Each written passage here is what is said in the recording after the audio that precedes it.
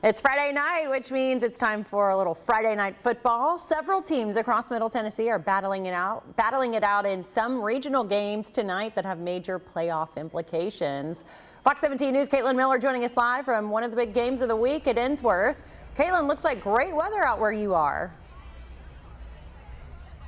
Megan, it's the perfect night for some high school football, the best night of the week.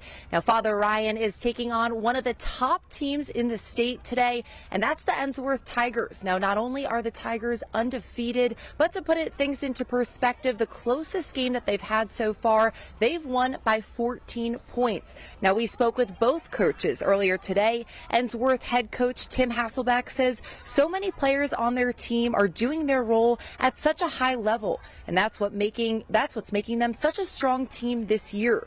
Coach Hasselbeck says instead of focusing on region versus non-region games or how they're ranking, they're just focusing on themselves and not making mistakes. The Irish are also doing well with a 5-1 record. But tonight, Father Ryan head coach Brian Rector says each of their players are going to have to play their best game in order to have a chance at winning.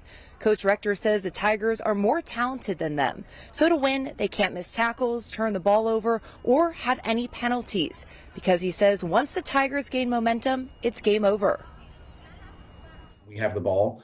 We have to get first downs, which is not easy against them. They're probably the best defense we're going to face all year long. They maybe have given up like 10 points the entire year in 7 games. I mean, it's ridiculous. Kind of like, nameless, faceless opponent kind of thing in terms of how we approach it. And I think that oftentimes allows, our players to play fast and free. And they've done a good job of that this season.